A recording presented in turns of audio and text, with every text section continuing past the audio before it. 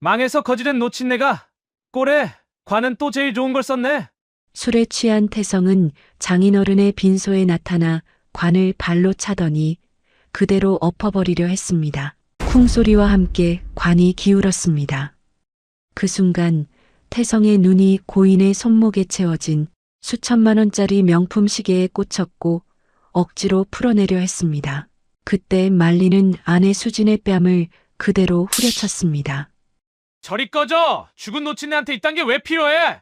그날 이후 태성의 교수 자리와 전 재산은 모래성처럼 무너지기 시작했습니다. 과연 그녀는 어떻게 남편의 인생을 파멸로 무너뜨렸을까요? 사연을 시작하기 전에 구독과 좋아요 눌러주시고 어디에서 듣고 계신지 댓글로 남겨주세요. 여러분의 가정에 행운이 가득 깃들기를 바라겠습니다. 향 냄새가 빈소 안을 가득 채우고 있었습니다. 오수진은 상주 자리에 꼿꼿이 앉아 조문객들의 손을 하나씩 잡았습니다. 아버지 오병국이 세상을 떠난 지 이틀째 되던 날이었어요. 82살의 노인은 오래된 사업 실패의 상처를 안고 살다가 딸에게 많이 미안해하며 눈을 감았습니다. 수지는 울다 울다 눈물도 다 말라버린 상태였어요. 그저 빈소를 지키는 것, 그것만이 딸이 할 수 있는 마지막 도리였습니다. 조문객들이 줄을 이어 들어왔고 빈소는 조용한 울음과 낮은 목소리로 가득했습니다. 수지는 절을 받으면서도 영정 속 아버지의 얼굴에서 눈을 떼지 못했어요. 젊었을 때 찍은 사진이었습니다. 철물 유통사업이 한창 잘 나가던 시절의 아버지 모습이었죠. 무뚝뚝하지만 딸 앞에서는 늘 미안한 눈빛을 하던 사람이었습니다. 수지는 그 눈을 볼 때마다 가슴 한쪽이 조여들었어요. 그때였습니다. 빈소 입구 쪽에서 인기척이 느껴지더니 조문객들 사이가 조금씩 흔들렸습니다. 수지는 고개를 들었어요. 남편 윤태성이 비틀거리며 들어오고 있었습니다. 넥타이는 한쪽으로 흘러내려 있었고 얼굴은 벌겋게 달아올라 있었어요. 술 냄새가 빈소 입구에서부터 퍼지는 것 같았습니다. 주변 조문객들이 불안한 눈빛을 주고받았고 누군가 낮게 저 사람이 사위야? 라고 속삭이는 소리가 들렸습니다. 수진의 심장이 빠르게 뛰었습니다. 불안함이 온몸으로 퍼졌어요. 그녀는 자리에서 반쯤 일어서며 태성을 바라보았습니다. 태성은 영정 앞에 서서 절을 올리지 않았습니다. 대신 천천히 주변을 둘러보더니 입꼬리에 비웃음 같은 것이 번졌어요. 그의 눈이 관 위에 얹힌 흰 국화, 수에, 고급 원목관 위를 훑었습니다. 망해서 거지된 노친네가 꼴에 관은 또 제일 좋은 걸 썼네. 빈소 안이 순간 얼어붙었습니다. 조문객 몇몇이 귀를 의심하듯 서로를 바라보았어요. 수지는 그 말이 귀에 꽂히는 순간 다리에서 힘이 빠지는 것을 느꼈습니다. 수치심이 온몸을 훑고 지나갔어요. 여보. 수진이 낮고 떨리는 목소리로 불렀습니다. 그러나 남편 태성은 들은 척도 하지 않았어요. 관 가까이로 걸어가더니 수의 자락을 손끝으로 건드리며 가격을 따지듯 중얼거렸습니다. 이게 다 얼마야? 쥐뿔도 없는 노인네한테 돈 아깝게 제일 비싼 것만 해줬네. 조문객들이 웅성거리기 시작했습니다. 그때 태성의 시선이 아버지의 손목에서 멈췄어요. 아버지 오병국의 손목에는 오래된 시계가 채워져 있었습니다. 사업이 잘 나가던 시절 수진이 아버지 생신에 선물한 값비싼 고급 시계였어요. 아버지는 사업이 무너진 뒤에도 그 시계만은 팔지 않으셨더군요. 수진에게는 그 시계가 아버지의 마지막 자존심 같은 것이었습니다. 어떤 어려운 날에도 손목에서 내리지 않으셨던 것이었어요. 태성은 아무 망설임 없이 손을 뻗었습니다. 죽은 노인네가 이걸 왜 차고 있어? 이건 산 사람이 써야지. 그 말이 끝나기도 전에 수진이 벌떡 일어섰습니다. 분노가 온몸을 치고 올라왔어요. 그녀는 빠르게 달려가 태성의 팔을 두 손으로 잡아 끌었습니다. 여보, 미쳤어요? 하지 마. 태성은 눈 하나 깜짝하지 않고 수진의 손을 거칠게 뿌리쳤습니다. 그 힘이 얼마나 셌던지 수진은 한 걸음 비틀거렸어요. 그는 시계를 억지로 빼내려고 손가락을 구부렸고 수진은 다시 두 팔을 벌려 막아섰습니다. 그만하라고요. 그 순간 태성의 손이 허공을 갈랐습니다. 수진의 뺨에 충격이 왔어요. 빈소안이 완전히 조용해졌습니다. 아무도 움직이지 않았어요. 수진은 맞은 자리에 손을 올리지도 못한 채 그 자리에 굳어버렸습니다. 뺨이 타는 듯 얼얼했어요. 저리 꺼져. 죽으면 쓸모도 없는데 유나는. 그 말이 빈소안 공기를 가득 채웠습니다. 바로 다음 순간이었어요. 태성이 관 옆면을 발로 차더니 세게 밀어버렸습니다. 관이 기울어지며 바닥에 부딪히는 무거운 소리가 빈소 안에 울려 퍼졌어요. 조문객들이 비명을 질렀습니다. 여기저기서 사람들이 달려들어 관을 붙잡았고 빈소 안은 순식간에 아수라장이 되었습니다. 수지는 그 자리에 서 있었어요. 눈물이 멈췄습니다. 울음이 나오지 않았어요. 뺨이 얼얼했지만 아픔도 느껴지지 않았습니다. 슬픔보다 더 단단하고 차가운 것이 그녀의 가슴 안에서 천천히 올라오고 있었습니다. 그 순간 수지는 분명하게 깨달았어요. 배신감이 가슴을 가득 채웠습니다. 30년 가까이 한 지붕 아래 살면서 한 번도 느끼지 못했던 그 감정이었어요. 이 사람은 사위가 아니었습니다. 이 빈소에 있을 자격이 없는 사람이었더군요. 그녀의 눈이 태성의 얼굴 위에 조용히 그러나 깊게 꽂혔습니다. 빈소 안은 뒤집어진 관을 바로 세우느라 한동안 소란스러웠습니다. 친척 몇몇이 달려들어 관을 겨우 제자리에 올려놓았고 조문객들은 말없이 자리를 정리했어요. 누구도 태성에게 직접 뭐라 하지 못했습니다. 그저 눈빛을 피하거나 멀찍이 물러섰을 뿐이었죠. 수지는 떨리는 손으로 아버지의 수의 자락을 다시 가지런히 펴드렸습니다. 손끝이 차가웠어요. 감각이 잘 느껴지지 않았습니다. 아버지 얼굴을 내려다보는데 눈물조차 나오지 않았어요. 이미 슬픔보다 더 크고 낯선 무언가가 그 자리를 차지하고 있었습니다. 그때 빈소 입구에 누군가 들어왔습니다. 시어머니 남정자였습니다. 단정하게 차려입은 검은 상복, 반듯하게 빗어넘긴 머리. 겉모습만 보면 흠잡을 데 없는 단아한 노부인이었어요. 정자는 빠른 걸음으로 안으로 들어오더니 주변 눈치를 한번 살폈습니다. 상황을 짐작했는지 입가가 굳어 있었어요. 친척 한 명이 정자에게 다가가 낮은 목소리로 있었던 일을 전했습니다. 관을 엎으려 한 것, 수진이 뺨을 맞은 것, 태성이 시계를 빼내려 한 것까지. 정자의 얼굴이 잠깐 굳었습니다. 수진은 그 표정을 읽었어요. 당혹감이 아니었습니다. 수습을 어떻게 할지 계산하는 얼굴이었더군요. 정자는 아들에게 가지 않았습니다. 수진에게로 왔습니다. 넌 여기서까지 부부싸움을 했니? 표정 풀어라. 집안 창피하게. 수진이 고개를 들었습니다. 정자는 목소리를 낮추고 있었지만 그 말은 또렷이 들렸어요. 수진은 조용히 입을 열었습니다. 어머니, 태성 씨가 저희 아버지 시계를 빼내려고 했어요. 저를 때리기까지 했고요. 정자는 잠시 수진을 바라보더니 천천히 고개를 저었습니다. 그리고 조문객들이 다 들을 수 있는 목소리로 말했어요. 죽은 사람이 시계는 차서 뭐하니? 살아있는 사람이 써야지. 그게 무슨 대수라고. 빈소 안에 잠깐 침묵이 흘렀습니다. 정자는 거기서 멈추지 않았어요. 시선을 아버지 영정 쪽으로 돌리더니 한마디를 더 얹었습니다. 사업 망해서 수십 년을 사위 등골 빼먹던 양반이 마지막까지 폼은 다 잡으시네. 그 말이 떨어지는 순간 수진의 가슴이 무너졌습니다. 영정 속 아버지 얼굴이 눈에 들어왔어요. 딸 앞에서 늘 미안한 눈빛을 하던 그 얼굴이었습니다. 사업이 무너진 뒤에도 단 한 번도 사위에게 손 벌린 적 없던 사람이었어요.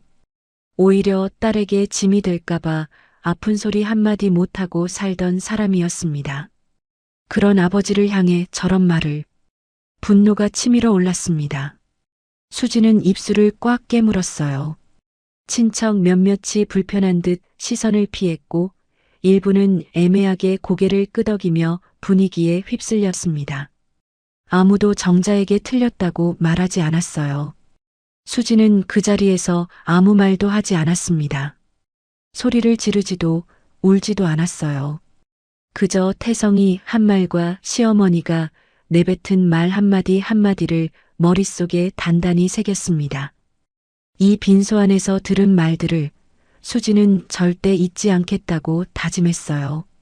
정자는 수진의 그 눈빛을 불편하게 여겼는지 시선을 거두고 아들 쪽으로 걸어갔어요.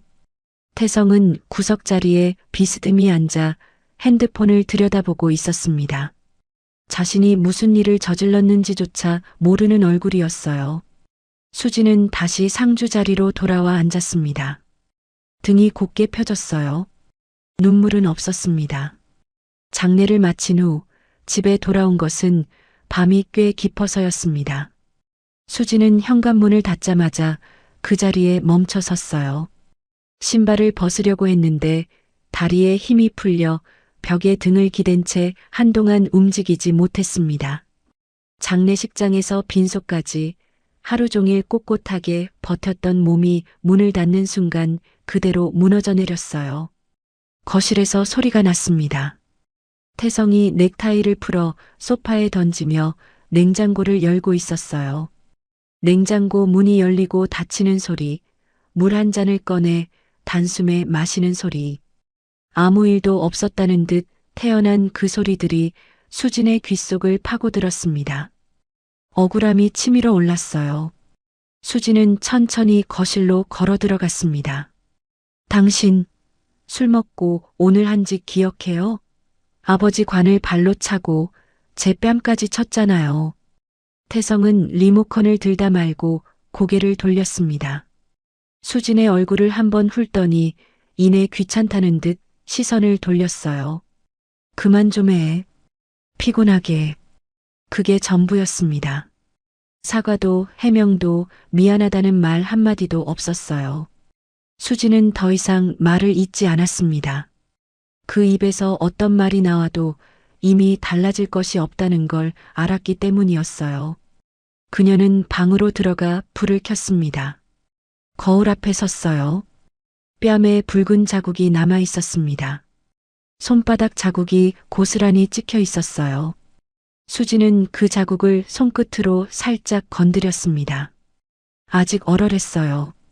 하지만 지금 느껴지는 건 통증이 아니었습니다. 배신감이었어요.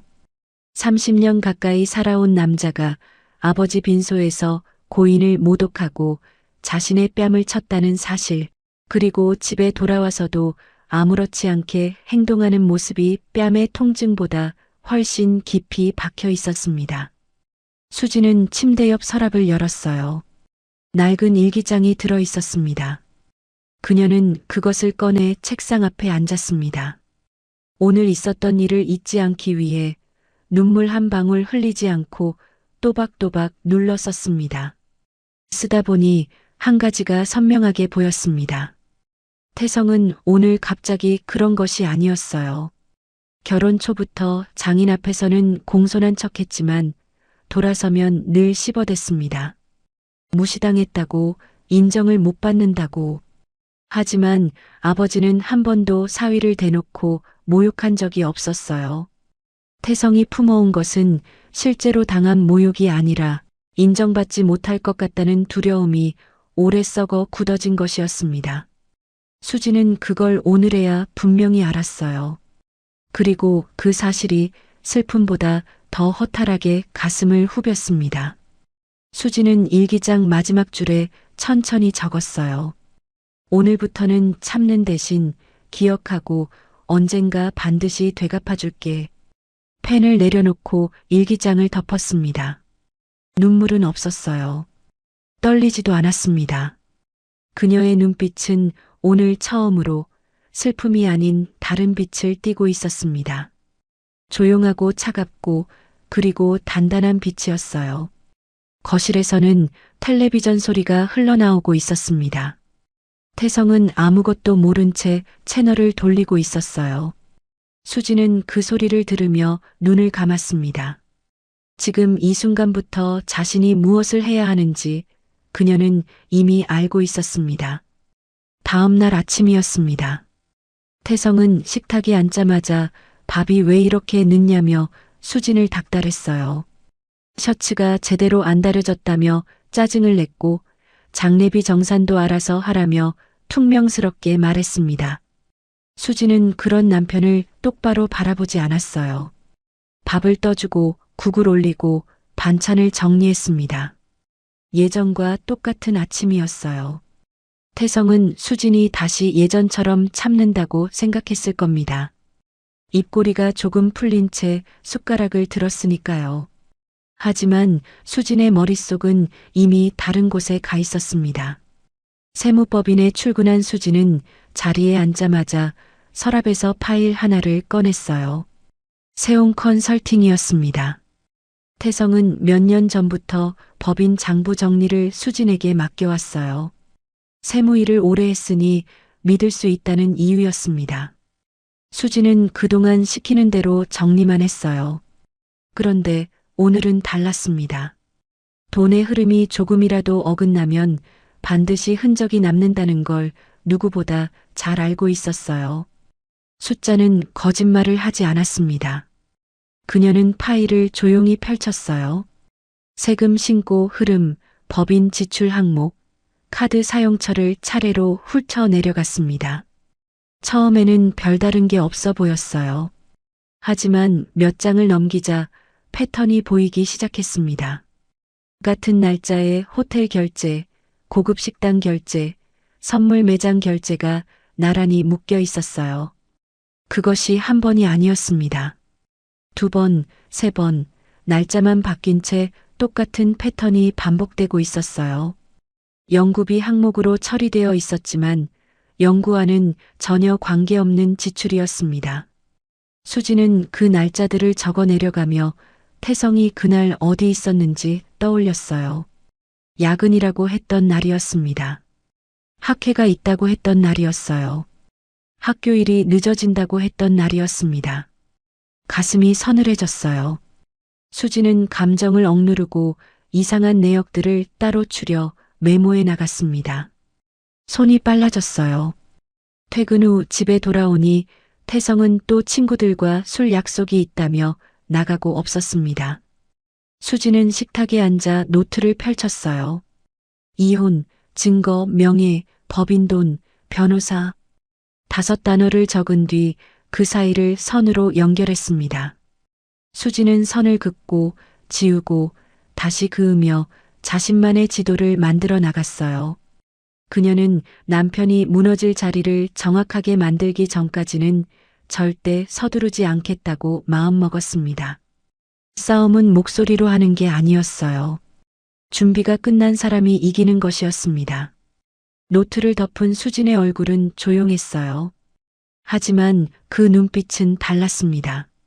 무언가를 향해 정확하게 조준된 눈빛이었어요.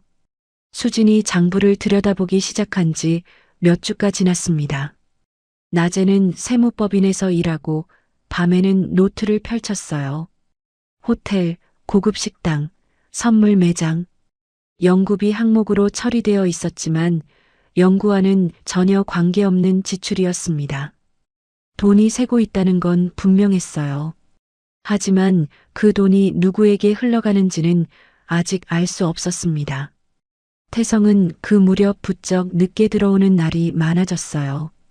대학원 논문 지도가 있다. 외부 강의가 있다. 교수 모임이 길어진다.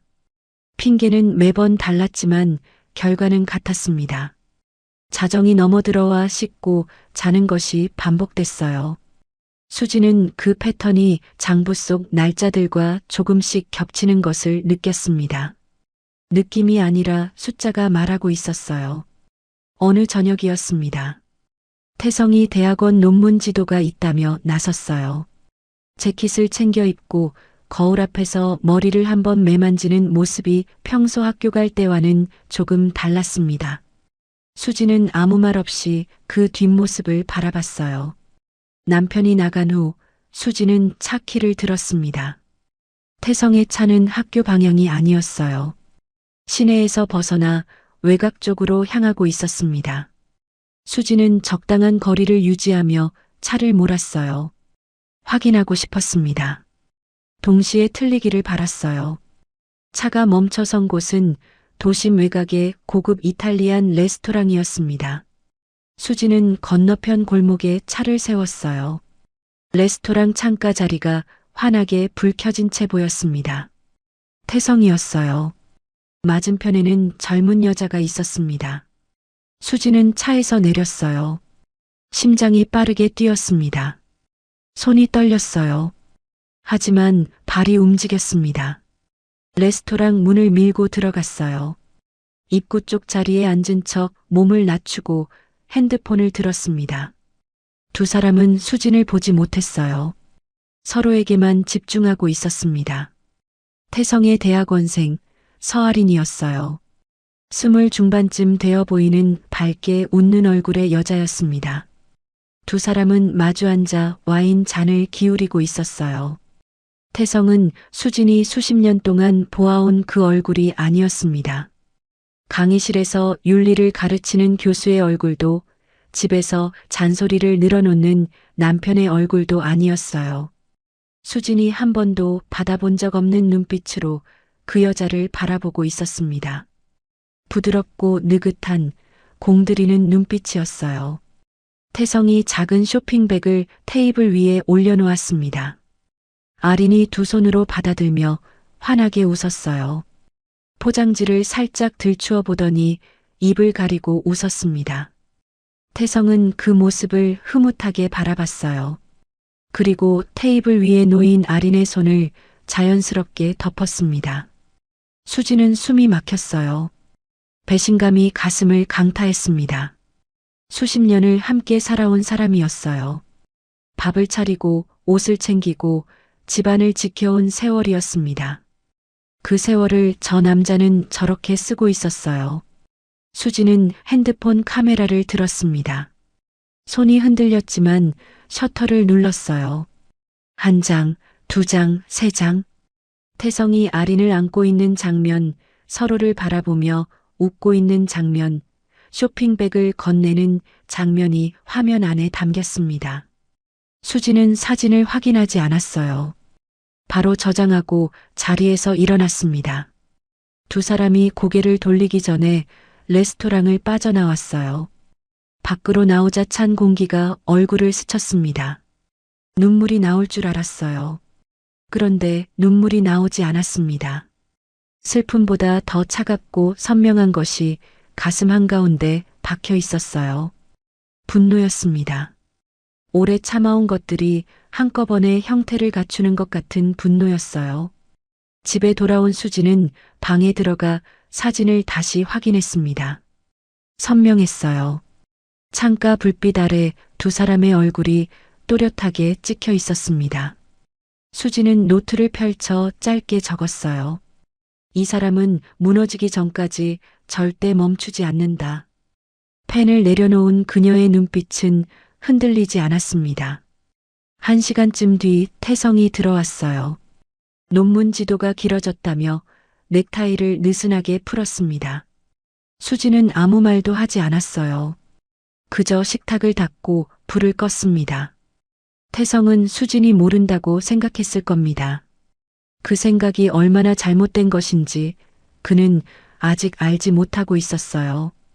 태성이 지방학회가 있다며 가방을 챙겨나간 것은 금요일 아침이었습니다. 이틀 일정이라고 했어요. 수지는 현관문이 닫히는 소리를 들으며 그 자리에 잠시 서 있었습니다. 차 시동 소리가 골목을 빠져나가 멀어졌어요. 수지는 서재로 걸어 들어갔습니다. 태성의 서재는 늘 단정했어요. 책장에는 경영학 전공 서적들이 가지런히 꽂혀 있었고 책상 위는 언제나 깔끔하게 정리되어 있었습니다. 수지는 며칠 전부터 태성이 서재 열쇠를 두 번째 서랍 안에 넣어두는 것을 알고 있었어요. 첫 번째 서랍은 평범했습니다. 강의 자료와 세미나 책자뿐이었어요. 두 번째 서랍이었습니다. 손을 깊이 밀어넣자 고무줄로 묶인 영수증 뭉치와 반으로 접힌 파일이 나왔어요. 수지는 파일을 책상 위에 펼쳤습니다. 첫 장은 세용 컨설팅 자금 사용표였어요. 수지는 세무일을 20년 넘게 해온 사람이었습니다. 한 줄만 봐도 돈이 어디로 샜는지 보였어요. 행사 협찬비로 처리된 금액이 같은 날 개인 카드 결제 대금으로 빠져나가 있었습니다. 외부 자물쇠 항목 옆에는 흘려 쓴 메모가 있었어요. 서아린. 분노가 치밀어 올랐습니다. 연구재단 자금을 불륜에 쏟아붓고 있었던 거였어요. 수지는 떨리는 숨을 억누르고 영수증 뭉치를 풀었습니다. 호텔 숙박비, 고급 레스토랑, 명품 매장. 날짜를 짚어보니 야근이라던 날, 논문 지도라던 날들이었어요. 수지는 손을 더 깊이 넣었습니다. 파일 맨 뒤쪽에 서류 한 묶음이 있었어요.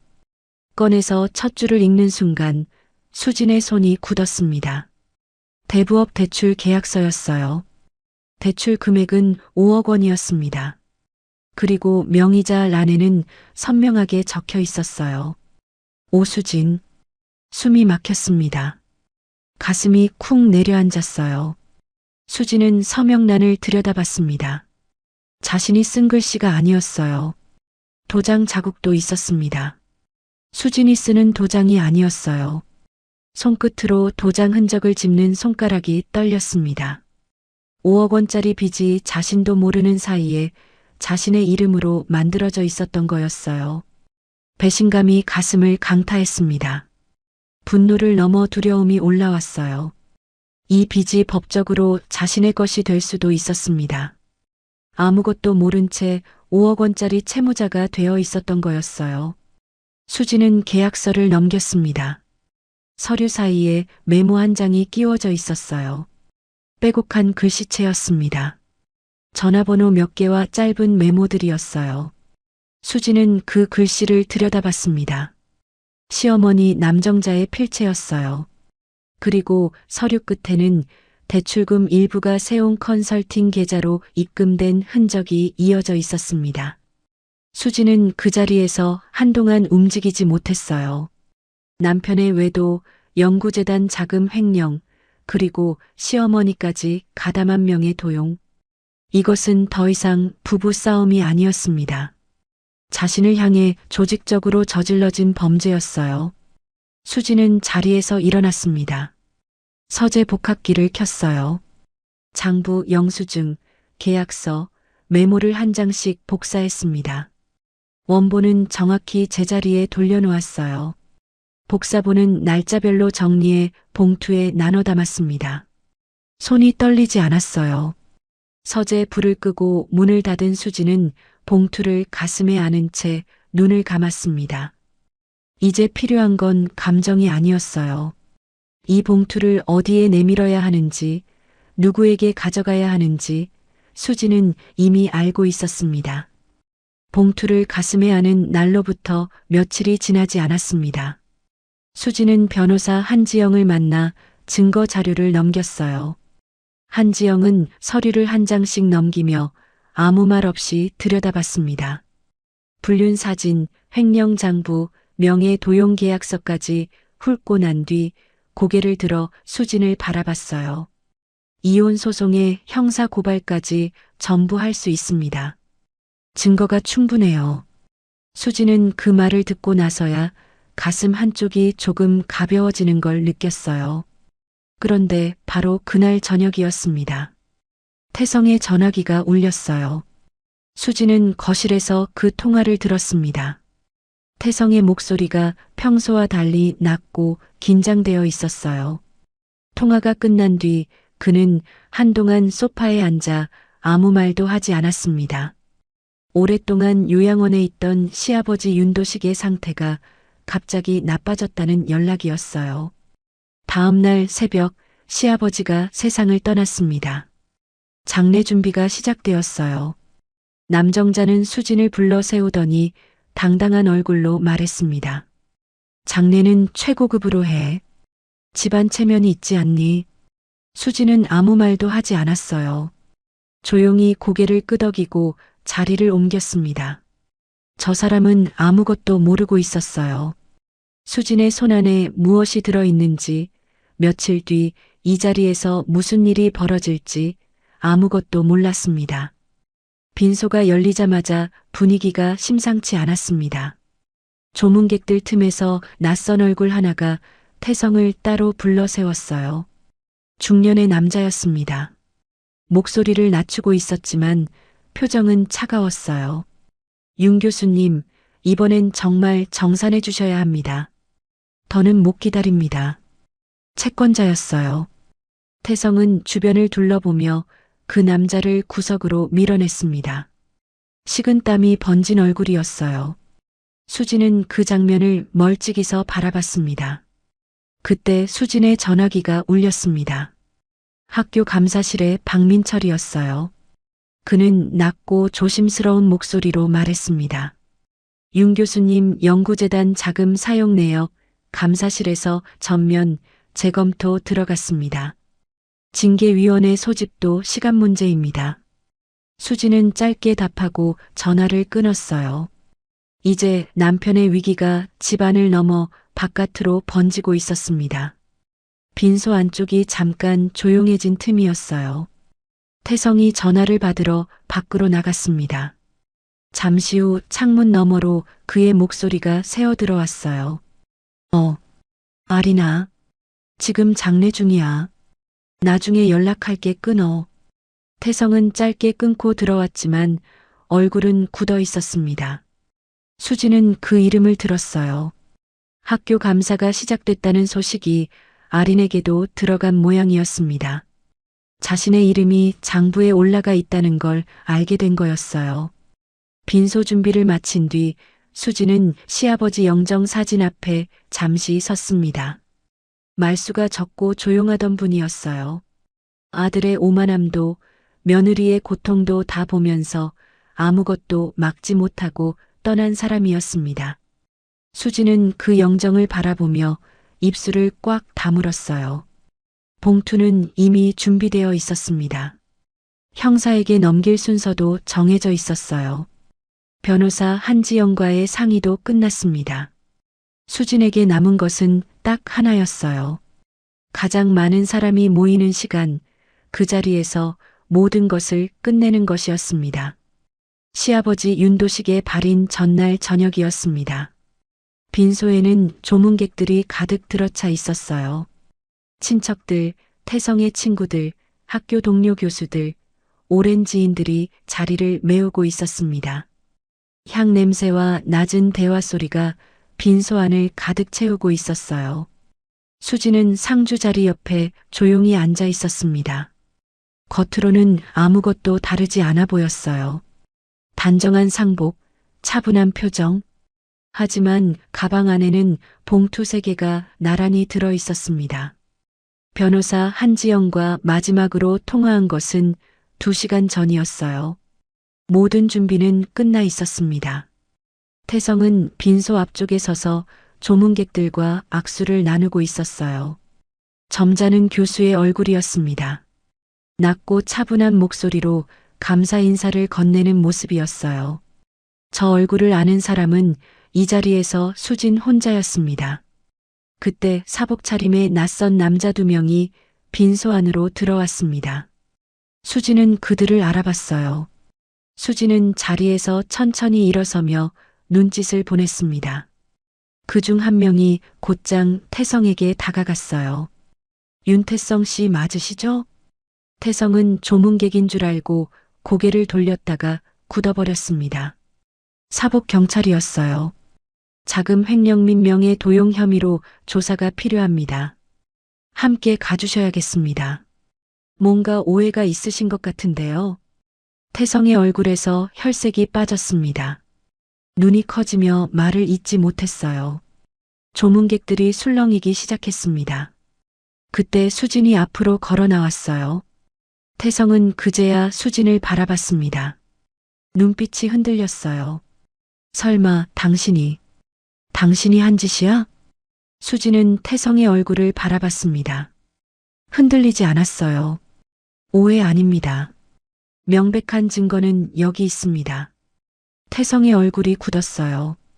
시어머니 남정자가 빈소 한쪽에서 벌떡 일어섰습니다.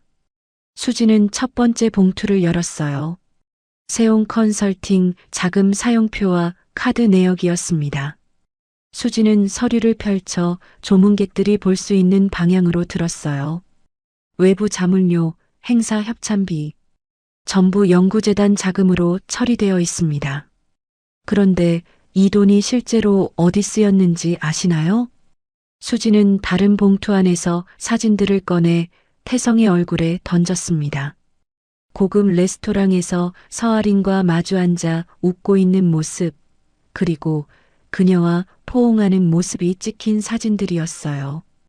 연구재단 자금이 불륜에 쓰인 겁니다. 태성은 사진을 내려다보다가 재빨리 손으로 덮으려 했어요.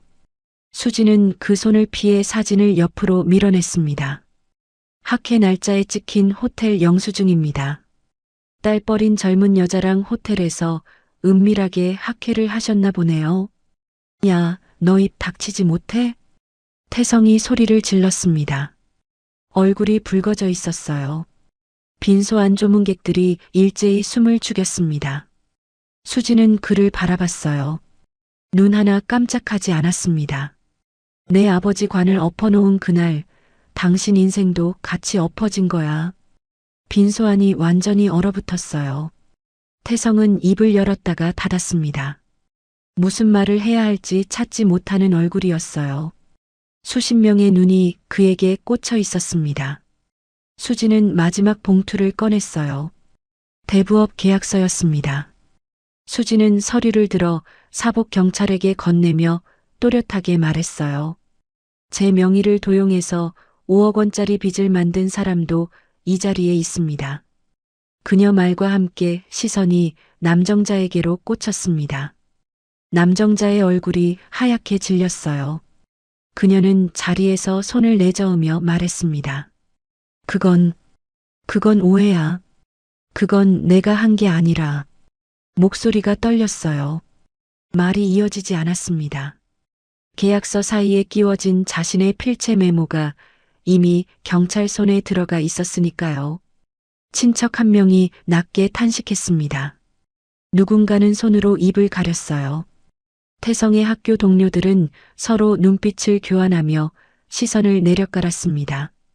태성이 수진 쪽으로 한 걸음 다가섰어요. 목소리가 낮아졌습니다. 으르렁거리는 것 같았어요. 여보, 집에 가서 우리끼리 얘기해. 제발. 수진은 뒤로 물러서지 않았습니다. 오히려 반 걸음 더 가까이 섰어요. 두 사람 사이의 거리가 좁아졌습니다. 수진의 눈이 태성의 눈을 정면으로 마주쳤어요. 그 눈빛 속에는 분노도 눈물도 없었습니다.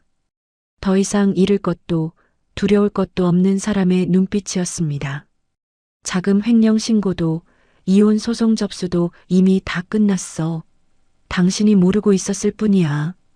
수진은 태성을 차갑게 바라보며 또렷하게 말했습니다.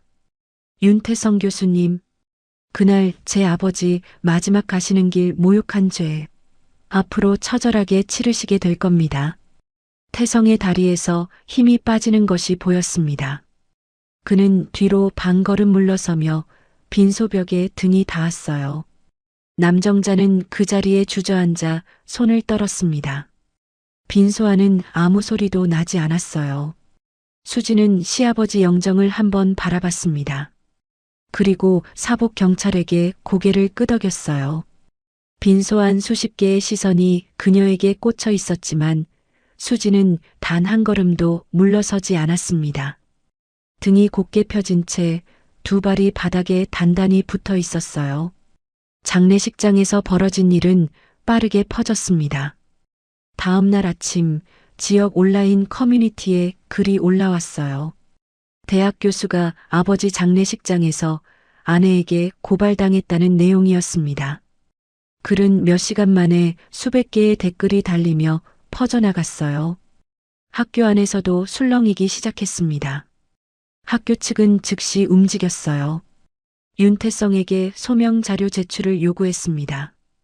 감사실은 세용 컨설팅 거래 내역과 연구재단 자금 사용 내역, 강의 외부 활동비 전체를 재검토하기 시작했어요. 박민철이 정리한 내부 자료와 수진이 제출한 장부 사본, 카드 내역이 서로 맞물렸습니다.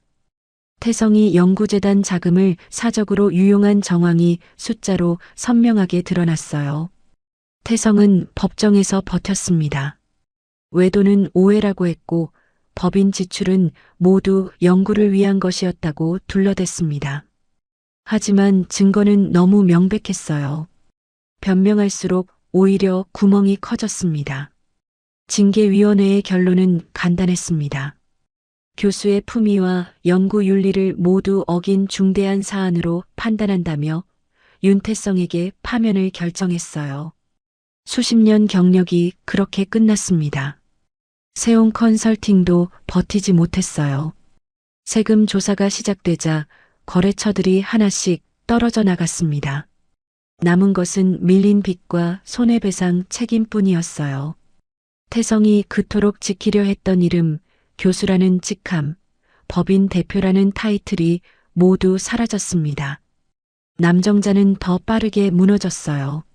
며느리 명의를 도용해 5억 원을 대출받은 사실이 수사로 확인됐습니다. 벌금과 민사 손해배상을 피할 수 없었어요. 살던 집을 정리해야 했고 작은 임대 아파트로 옮겨야 했습니다. 아들을 살리려다 자신도 함께 가라앉은 꼴이었어요. 수지는 법정에서 한 번도 목소리를 높이지 않았습니다. 변호사 한지영이 서류를 차례로 제출할 때마다 수지는 조용히 앉아 있었어요. 30년 가까이 모아온 살림, 세무일을 하며 꼼꼼하게 정리해온 기록들이 법정에서 그녀 편에 서줬습니다. 이혼은 확정됐습니다. 재산 분할과 위자료도 수진에게 유리한 결과로 마무리됐어요. 남편과 묶여있던 관계가 판결문 한 장으로 끊어졌습니다. 수진은 법정을 나서며 한 번도 뒤를 돌아보지 않았습니다. 판결문을 손에 쥔 그날, 수진은 오랫동안 아무 말도 하지 않았어요. 기쁘다는 말도 후련하다는 말도 나오지 않았습니다. 그저 오랫동안 짓눌려 있던 무언가가 천천히 내려가는 느낌이었어요. 싸움은 끝났습니다. 이제 남은 것은 자신의 삶이었어요. 시간이 흘렀습니다. 수지는 자기 이름을 건 세무사무소를 열었어요. 오수진 세무사무소. 간판을 처음 달던 날 그녀는 한동안 그 글자를 올려다봤습니다. 누군가의 아내도 누군가의 며느리도 아닌 자기 이름 석자로 서는 첫날이었어요. 사무소는 빠르게 자리를 잡았습니다. 억울한 일을 겪고 나서 더 꼼꼼해진 수진의 일처리를 사람들은 금방 알아봤어요. 입소문이 났습니다. 손님들은 오 선생님은 끝까지 책임져 준다며 다시 찾아왔어요. 수진은 그 말 한마디가 어떤 훈장보다 무겁게 느껴졌습니다. 그러던 어느 날 저녁이었어요. 일을 마치고 사무소 문을 나서는데 건물 입구 앞에 누군가 서 있었습니다. 수지는 그 실루엣을 보는 순간 걸음이 멈췄어요. 남정자였습니다. 한때 기품 있는 척 반듯하게 차려입던 그 모습이 아니었어요. 얼굴은 초췌했고 옷차림도 예전과 달리 낡고 초라했습니다. 사무소 앞에서 들어오지도 못한 채 한동안 서성이고 있었던 것 같았어요.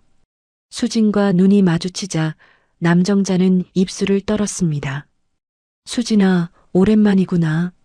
수지는 아무 말도 하지 않았어요. 그저 그 자리에 서서 바라봤습니다.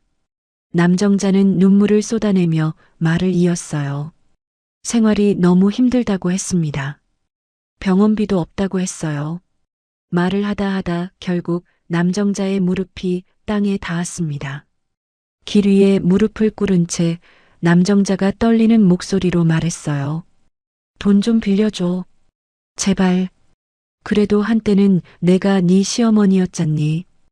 예정을 생각해서라도. 지나가던 사람들이 흘끔거렸습니다. 수지는 그 시선을 느꼈어요. 그리고 무릎을 꿇은 남정자의 얼굴을 천천히 내려다봤습니다. 아버지 빈소에서 사업 망해서 사위 등골 빼먹던 양반이라고 했던 그 입이었어요. 자신의 이름으로 5억 원짜리 빚을 만든 그 손이었습니다. 수지는 가방을 고쳐들었어요. 저는 이제 남이에요. 당신 아들한테나 가보세요. 그것뿐이었어요. 수지는 남정자 옆을 지나쳐 걸었습니다.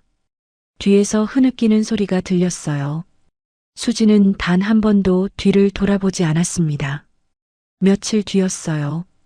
아들 윤도현의 판사 임용식 날이었습니다. 수지는 아침 일찍 단정하게 옷을 차려입었어요. 거울 앞에서 옷깃을 한번 여미는데 눈물이 날 것 같았습니다. 참았어요. 오늘은 울 날이 아니었습니다. 임용식장에서 도연이 수진을 발견하고 걸어왔어요. 판사복을 입은 아들의 얼굴을 보는 순간 수진의 가슴이 꽉 찼습니다. 배신감으로 무너졌던 날들이, 일기장에 혼자 기록을 남기던 밤들이, 봉투를 가슴에 안고 눈을 감던 그 순간이 한꺼번에 스쳐 지나갔어요. 수지는 아들의 옷깃을 조용히 한번 다듬어줬습니다. 도연은 아무 말 없이 어머니의 손을 잡았어요. 그때였습니다. 임용식장 한쪽에서 낯익은 실루엣이 보였어요. 구겨진 정장을 입은 태성이었습니다. 한때 반듯한 교수의 위세를 풍기던 사람이었는데 지금은 그 자리에 서 있는 것조차 어색해 보였어요. 태성은 도연을 발견하자 떨리는 목소리로 불렀습니다. 도연아.